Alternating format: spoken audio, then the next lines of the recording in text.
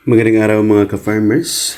Ang video natin ngayon ay continuation sa video natin ng kahapon na kung saan makikita natin na pinagsama-sama ang mga lalaki na mga manok at mga babae na mga manok na mangingitlog.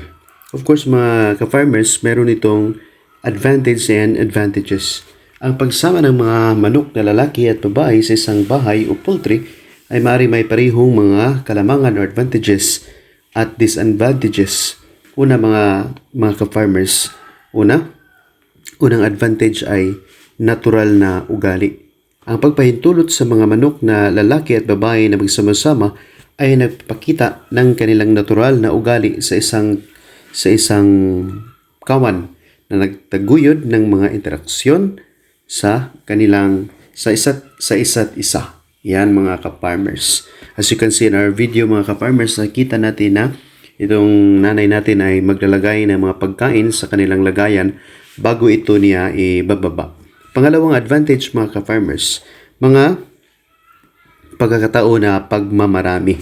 Yes mga ka-farmers, kapag isama lang natin ang mga lalaki at babaeng mga manok mga ka-farmers, ay may malaking chance na tadami ng mabilis ang iyong mga manok at magbibigay ito ng maraming mga itlog. Ang pagsama ng mga manok na lalaki at babae ay nagbibigay ng pagkakataon para sa natural na pagpaparami na nagpapahintulot sa kanila na magparami ng walang pangangailangan para sa artipisyal na pagpapa-inseminate. Yan po mga ka-farmers. Yan po ang pangalawang advantage kapag nagpapaitlog tayo ng mga manok na ilalagay lang natin sila sa isang lagayan, lalaki man o mga babae. Napakaganda mga ka-farmers. Tingnan nyo na nga ang video natin.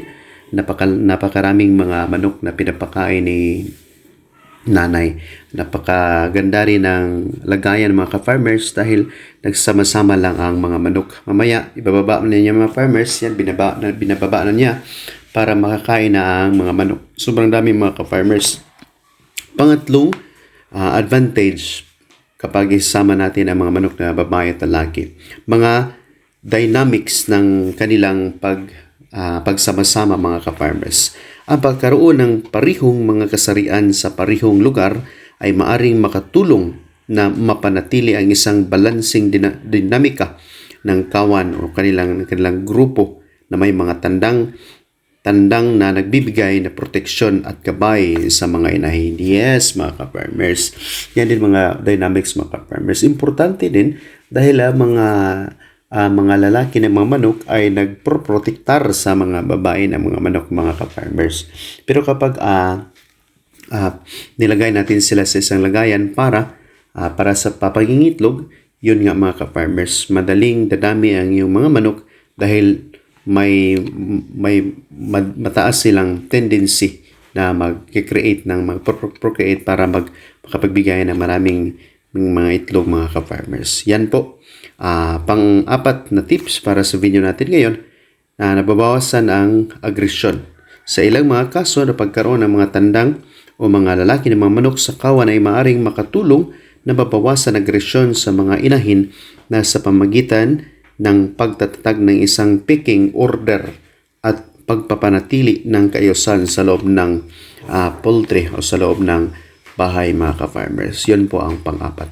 At pang-lima mga ka-farmers, fertility. Ang pagsama ng mga manok na lalaki at babae ay nagtitiyak na ang fertile na mga itlog ay maaring mabuo para sa pag-hatch o konsumo depende sa iyong mga layunin. Yan po mga ka-farmers.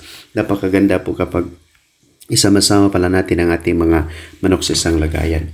Yes po, nakaka-inspire natin. Makikita natin si nanay na namumulot ng mga itlog mga ka-farmers. Yan lang po sa ilang tips natin ngayon. Kapag hindi ka pa subscribe sa ating video, please click that notification bell para maging notified ka sa ating susunod na mga video. Maraming salamat po at God bless sa ating lahat.